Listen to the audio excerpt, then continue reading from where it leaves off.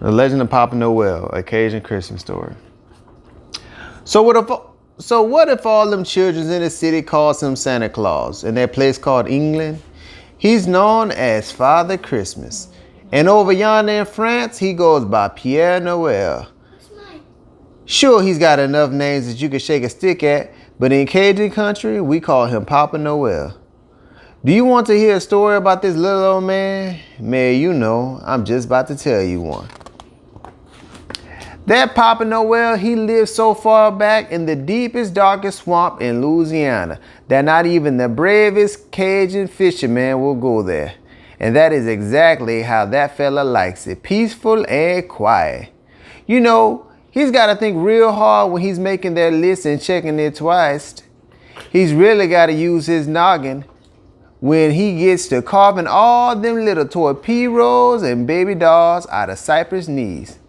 Then when Christmas Eve finally gets here, he's got to count them things before he loads them up in his P-roll.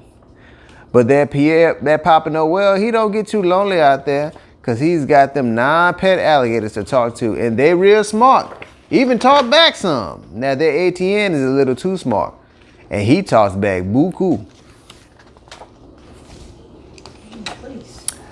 But one Christmas Eve, while Papa Noel was stuffing them toys into that big burlap sack, he saw something he didn't like. Man, no. Just look at that fog rolling in. It's thicker than gravy on rice, he said as he threw that bag in his P-roll. Well, Papa Noel knew that fog was getting thicker by the minute, and pretty soon he wouldn't be able to see how to hitch his alligators to the front of that P-roll. So he worked as quick as a squirrel runs up a tree. First, he fixed Etienne and Emile to the P-roll, then Remy and Renee in the front of them. Next, he tied up Alcee and Alphonse, then Francois and Fabien. And leading that team was Nicolette. Now, Nicolette was full of a certain kind of magic. You know how alligators are all green and their eyes glow red at night? Well, Nicolette was white as powdered sugar and her eyes shine green like kerosene lamps. But on that Christmas Eve, that fog got so thick, Papa Noel was not sure her magic was enough. Mon ami Nicolette, I don't think even your magical eyes will get us through this fog, but we must try. Mes petits await their tours, Papa Noel shouted as they began their trip down that foggy river. So they went on their way, bumping into them cypress knees, stumps, and logs, because they couldn't see them, you know. Them poor little gators' bellies and that P-roll was getting all scratched up. But they kept on going because they knew them children would be crying all over the place if they didn't deliver that sack of goodies. Then after a while of going along like that, Etienne hollered, "Man, Papa, we must stop to the sweet. I know my hide is tough, yeah, but my belly is hurting. I can't go on like this." So Papa Noel climbed out of his P-roll and waded through that muddy water. And he patched up them gators' belly with some moss and duct tape. Then they went on their way again. Oh, they tried to weave in and out of them stumps and logs. Nicolette hit at them first. Then she turned her head and hollered at the others, "Swim left, turn right." That way they missed a lot of them bruises, yeah, but poor Nicolette was getting pretty scraped up. And it was taking so long just to go a little ways. Well, that Etienne hollered, "We won't never make it. This night is half over and we got to one house yet." But just then they rounded the bend and they saw something just over yonder that was glowing like gold. What's that?" Etienne hollered. Well, they couldn't see what was causing that strange light, but pretty soon they could make their way down the river just fine. That light shined right down on that muddy water and made it sparkle like it had some of them diamonds in it. Then quicker than a nutria runs from a gator, they had made it to that spot.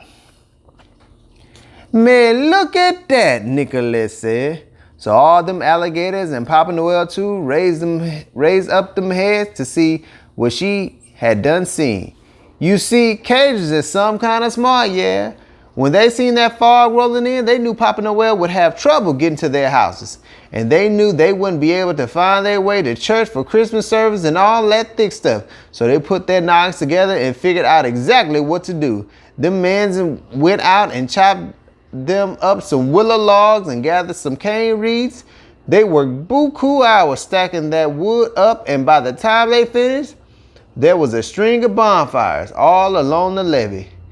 Then the mans got home, put on their Sunday clothes, and headed off to church with them bonfires lighting the way. Them bonfires is halfway to the sky, and that must be 100 of them, AT&A squealed. I should have figured them cages would have known what to do, Papa Noel said. Now we can see them houses with no problem. Hey, but enough of this talk. We got some kind of work to do, yeah. Then quicker than a snake shimmies down the river, they got themselves to the first Cajun house, and Papa Noel and his gators could see that Revlon feast was through cause them ladders had done snuffed out. So they started delivering all them toys to the good little Cajun boys and girls. Time went by fast as they went up and down that river and in and out of them houses. Papa Noel was quicker than a frog hopping across a log, putting all them toy P-Rolls and Cypress Jollies under them Christmas trees.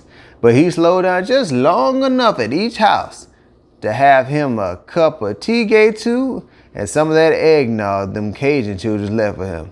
And he read all them letters they wrote too. Then with that job all through, Papa Noel and his gators left the last house. And as they was going, Papa Noel hollers, "Joy Noel to y'all, and to y'all a good night." Yeah. By the light of them bonfires, they went on their way back to Papa Noel's cabin deep in the darkest part of the swamp. And when they got there, all tuckered out from delivering all them little toy P-Rolls and Cypress Jolly, they went fast asleep, just like them little Cajun boys and girls. The end.